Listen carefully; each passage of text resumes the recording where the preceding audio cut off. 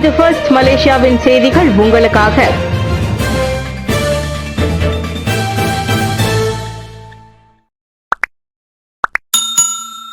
Trump அடுத்த மாதம் தென்கொரியா பயணம், ஜின்பிங்கிடம் பேச திட்டம்.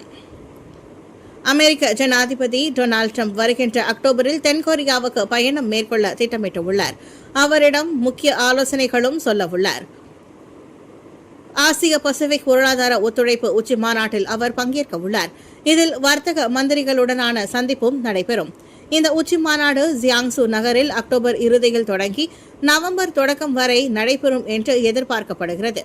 அப்போது ஜி ஜின்பிங்குடன் இருதரப்பு கூட்டம் நடத்துவதற்காக தீவிர ஆலோசனைகளையும் அவர் மேற்கொள்வார் என்று கூறப்படுகிறது. ஜின்பிங்கை சந்தித்து ட்ரம்புக்கு முக்கியதொரு வாய்ப்பாக அமையும் என பார்க்கப்படுகிறது. எனினும் இந்த சந்திப்பிற்கான உறுதியான திட்டங்கள் எதுவும் இல்லை. ட்ரம்ப் மற்றும் அவருடைய மனைவியை சீனாவுக்கு வரும்படி கடந்த மாதம் தொலைபேசி வழியே ஜின்பிங் விடுத்த அழைப்பை ட்ரம்பும் ஏற்றுக்கொண்டார். எனினும் அதற்கான தேதி இன்னும் அறிவிக்கப்படவில்லை. இந்நிலையில் ட்ரம்பின் தென்கொரிய பயணத்தில் இரு நாடுகளிடையே பொருளாதார ஒத்துழைப்பில் கவனம் செலுத்தப்படும் என வெள்ளை மாளிகை அதிகாரி ஒருவர் தெரிவித்தார். செங்கடலில் கேபிள் துண்டிப்பு, இந்தியா உட்பட ஆசியாவில் இணைய சேவை பாதிப்பு. ஏமன் நாட்டை ஒட்டிய செங்கடல் பகுதியில் கடல் வழியே இணையதள சேவைக்காக கேபிள் பதிக்கப்பட்டு உள்ளது. இதன் வழியே பல்வேறு நாடுகளுக்கும் இணையதள இணைப்புக்கான சேவை நடந்து வருகிறது. இந்நிலையில் செங்கடலில் கேபிள் துண்டிக்கப்பட்டு உள்ளது என தகவல் வெளியாகியுள்ளது. இதனால் இந்தியா உள்ளிட்ட ஆசிய பகுதிகள், மேற்காசியாவில் இணைய சேவை இன்று பாதிக்கப்பட்டுள்ளது. காசா முனை பகுதியில் ஹமாஸ் அமைப்புக்கு எதிராக இஸ்ரேல் போரில் ஈடுபட்டு வருகிறது. இதில் ஆயிரக்கணக்கான பாலஸ்தீனர்கள் உயிரிழந்துள்ளனர். இந்த போரை முடிவுக்கு கொண்டு வருவதற்காக ஹவுதி கிளர்ச்சியாளர்கள் ஹமாஸ் அமைப்புக்கு ஆதரவான நிலைப்பாட்டை எடுத்துள்ளனர். இதன் ஒரு பகுதியாக செங்கடல் பகுதியில் தாக்குதலில் ஈடுபட்டு வருகின்றனர். சரக்கு கப்பலை அடிக்கடி தாக்கி வருகின்றனர். அவர்களை கட்டுப்படுத்த அமெரிக்கா கடும் நடவடிக்கை எடுத்து வருகிறது. இந்நிலையில் செங்கடலில் தொடர்ச்சியாக கேபிள்கள் துண்டிக்கப்பட்டு அதனால் இந்தியா மற்றும் பாகிஸ்தான் உட்பட பல்வேறு நாடுகளுக்கு இணையதள இணைப்பில் பாதிப்பு ஏற்பட்டுள்ளது என இன்டர்நெட் சேவைக்கான நெட்ஃபிளிக்ஸ் என்ற அமைப்பு தெரிவிக்கின்றது. ரோந்து பணியில் ஈடுபட்டிருந்த போலீஸ் அதிகாரி தாக்கப்பட்டார். இன்று அதிகாலை பேராக் சிம்பாங் புலாயில் குற்ற தடுப்பு ரோந்து பணியில் ஈடுபட்டிருந்த 26 வயது போலீஸ் உறுப்பினர் ஒருவர் கத்தியால் குத்தப்பட்டதோடு துப்பாக்கிச்சூடு நடத்தப்பட்டதில் காயமடைந்தார். சிம்பாங் புலாய் போலீஸ் நிலையத்தை சேர்ந்த உறுப்பினர்கள் அடங்கிய குழு ஒன்று அதிகாலை 1:15 மணிக்கு தாமாண்டேசா பக்கத்தானில் குற்றத்தடுப்பு ரோந்து பணியில் ஈடுபட்டிருந்த போது சந்தேகத்திற்குரிய வகையில் கார் ஒன்றை கண்ட வேளையில் இச்சம்பவம் நிகழ்ந்துள்ளது. ரோந்து குழுவினர் அக்காரை நிறுத்துவதற்கு முயற்சித்த போது சம்பந்தப்பட்ட காரின் ஓட்டுநர் வாகனத்தை செம்பனை தோட்டத்து பகுதியில் நிறுத்திவிட்டு தப்பிச் செல்ல முயற்சித்ததாக இன்று வெளியிட்ட ஓர் அறிக்கையில் பேராக் மாநில போலீஸ் தலைவர் டாக்டர் நூர் ஹிஷாம் நார்டின் கூறினார். கைது செய்யும் முயற்சியின் போது சந்தேக நபருக்கு போலீஸ் உறுப்பினருக்கும் இடையே மோதல் ஏற்பட்டது. பின்னர் அச்சந்தேக நபர் போலீஸ் உறுப்பினரின் துப்பாக்கியை பறித்து அவரின் வயிற்று பகுதியில் சுட்டதுடன் கத்தியால் குத்திவிட்டு துப்பாக்கியுடன் தப்பிச் சென்றதாக அவர் கூறினார். மேலும் சம்பந்தப்பட்ட காரில் ஒரு பெண்ணின் சடலம் கண்டெடுக்கப்பட்டதாகவும் அதற்கு தொடர்புடையதாக சந்தேகிக்கப்படும் தப்பிச் சென்ற ஆடவரை தற்போது போலீசார் தீவிரமாக தேடி வருவதாகவும் நோர்ஹிஷாம் தெரிவித்தார். ஏஐயால் அடுத்த 5 ஆண்டுகளில் 99% வேலை இழப்பு ஏற்படும், நிபுணர் எச்சரிக்கை. ஏஐ எனப்படும் செயற்கை நுண்ணறிவு வந்த பிறகு தகவல் தொழில்நுட்பத்தில் பெரும் புரட்சியே ஏற்பட்டுள்ளது. ஏஐ பயன்பாடு காரணமாக பல்வேறு முன்னணி நிறுவனங்களில் வேலை இழப்புகள் அதிகரிக்க தொடங்கிவிட்டன.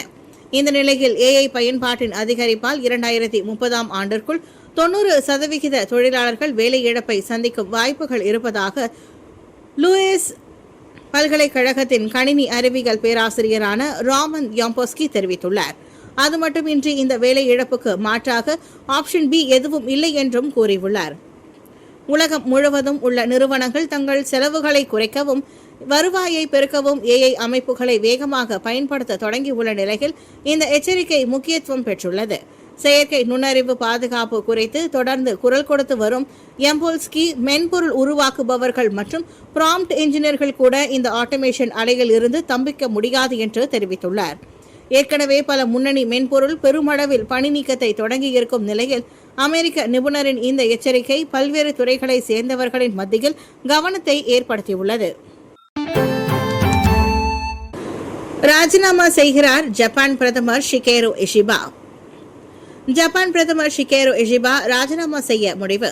ஆளும் கட்சியில் பிளவு ஏற்படாமல் தடுக்கும் நோக்கத்துடன் இந்த முடிவு எடுத்திருப்பதாக தகவல் வெளியாகியுள்ளது. ஜப்பான் நாட்டின் பிரதமராக இருப்பவர் ஷிகேரு இஷிபா. இவர் லிபரல் டெமோக்ராட்டிக் கட்சியின் சார்பில் பதவி வகிக்கிறார். இந்த ஆண்டு ஜூலை மாதம் நடந்த பாலியில் மேலவை தேர்தலில் இந்த கட்சிக்கு தோல்வி கிடைத்தது. இதனால் ஆளும் கட்சி பெரும்பான்மையை இழந்துவிட்டது. இதற்கு பொறுப்பேற்று பிரதமர் ராஜினாமா செய்ய வேண்டும் என கட்சி நிர்வாகிகள் சிலர் குரல் எழுப்ப தொடங்கியுள்ளனர். கடந்த ஒரு மாதமாக இவ்வாறு கூறப்படும் கருத்துக்களை பிரதமர் புறக்கணித்து வந்தார். ஆனால் நாளுக்கு நாள் அவரது ராஜினாமா செய்ய வேண்டும் என்று அவருக்கு எதிராக குரல்கள் வலுத்து வருகின்றன. குறிப்பாக அவரது கட்சியில் இருக்கும் வலதுசாரிகள் இந்த கோரிக்கையை வலியுறுத்தி வருகின்றனர். இத்தகைய சூழ்நிலையில் கட்சி தலைமை பதவிக்கு முன்கூட்டியே தேர்தல் நடத்தலாமா என்பது பற்றி நாளை லிபரல் டெமோக்ராட்டிக் கட்சி முடிவு செய்ய உள்ளது. அதை கட்சியின் நிர்வாகிகள் அங்கீகரிக்கும் பட்சத்தில் ஷிகேரு இஷிபா பதவி விலக வேண்டியிருக்கும்.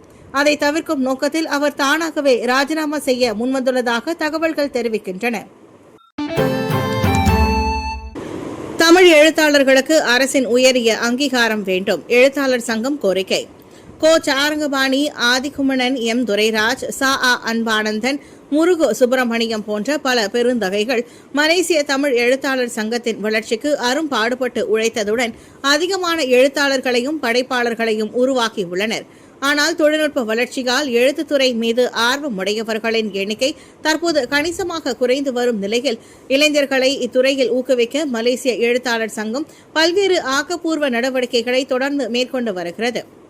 எனினும் மூத்த எழுத்தாளர்களை அங்கீகரிக்கும் வகையில் அவர்களுக்கு ஏற்ப உரிய விருதுகள் வழங்கினால் அவர்கள் அது மட்டுமின்றி வருங்கால தலைமுறையினரையும் வெகுவாக உற்சாகப்படுத்தும் என்று மலேசிய தமிழ் எழுத்தாளர் சங்கத்தின் தலைவர் மோகனன் பெருமாள் தெரிவித்தார்.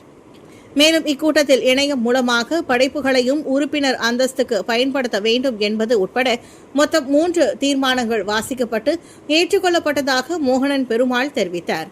அதே வேளையில் கடந்த ஆண்டு மின்னல் பண்பலை வானொலியுடன் இணைந்து நடத்திய சிறுகதை போட்டிக்கு கிடைத்த நல் ஆதரவை தொடர்ந்து இவ்வாண்டு ஸ்ரீமுருகன் கல்வி நிலையத்துடன் இணைந்து தேசிய அளவிலான ஆய்வுபூர்வ போட்டியை மாணவர்களுக்கு நடத்தவும் எழுத்தாளர் சங்கம் உத்தேசித்துள்ளதாக அவர் குறிப்பிட்டுள்ளார். சுதந்திரம் அடைந்து 68 ஆண்டுகள் தோட்ட தொழிலாளர்களின் தீராத வேதனை. அரசியல் சுதந்திரம் கிடைத்து 68 ஆண்டுகள் ஆன பின்பும் நாட்டின் தொழிலாளர் வர்க்கத்தின் நிலைமைகள் முன்னை விடவும் மோசமாகிவிட்டன. நகர்ப்புற தொழிலாளர்கள் தங்கள் பணியிடங்களில் வாழ்வதில்லை. ஆனால் கிராமப்புறம் அல்லது புறநகர்ப்புறத்தில் உள்ள தோட்ட தொழிலாளர்களின் நிலைமை மோசமானதாக உள்ளது. நகரமயமாதல் மற்றும் வர்த்தகமயமாதலின் காரணமாக வீட்டு உரிமையின்றி தொழிலாளர்கள் தங்களது பணியிடங்களிலிருந்து வெளியேற்றப்பட்டனர். ஆயிரக்கணக்கான தொழிலாளர்கள் தோட்ட நிலங்கள் வர்த்தக நிறுவனங்களுக்கு விற்றுவிட்டதன் விளைவாக குறைந்த அல்லது எவ்வித இழப்பும் மட்டுமின்றி வெளியேற்றப்பட்டனர். தோட்ட நிலங்கள் விற்றுவிடப்பட்டதனால் தொழிலாளர்கள் தங்கள் பெற்றோர், பாட்டி, தாத்தா மற்றும் முற்பெருங்குடிகள் வாழ்ந்த வீடுகளை விட்டு வெளியேற வேண்டிய கட்டாயம் ஏற்பட்டது. 1973 நிறுவப்பட்ட துன்ரசாக் வீட்டு உரிமை திட்டம் விரிவான மற்றும் பரந்த பயன்பாட்டிற்கு சட்ட ரீதியான அமலாக்கத்தை பெறவில்லை. மிக குறைந்த தோட்டங்களே அந்த திட்டத்தை செயல்படுத்தின. ஸ்லாங்கூரில் பதாங் பெர்ஜுதானியில் உள்ள தென்னை மரம் தோட்டமே முதலாவதாக இதை நடைமுறைப்படுத்தியது. 1970களிலும் 1980களிலும் நாட்டில் 3000க்கும் அதிகமான தோட்டங்களில் சிலவற்றில் மட்டுமே இந்த வீட்டுரிமை திட்டம் அமல்படுத்தப்பட்டது. ஜாரா கைரினா தடயவியல் நிபுணரை அச்சுறுத்தியதாக சந்தேகிக்கப்படும் ஆடவர் கைது. ஜாரா கைரினா மகாதேரின் உடலை பிரேத பரிசோதனை செய்த தடயியல் நிபுணரை அச்சுறுத்திய சம்பவத்திற்கு தொடர்புடையதாக சந்தேகிக்கப்படும் 61 வயதுடைய ஆடவரை இன்று காலை சபா செம்போர்னாவில் போலீசார் கைது செய்தனர். காலை சுமார் 7 மணிக்கு அச்சந்தேக நபர் செம்போர்னா மாவட்ட போலீஸ் தலைமையகத்தில் கைது செய்யப்பட்டனர்.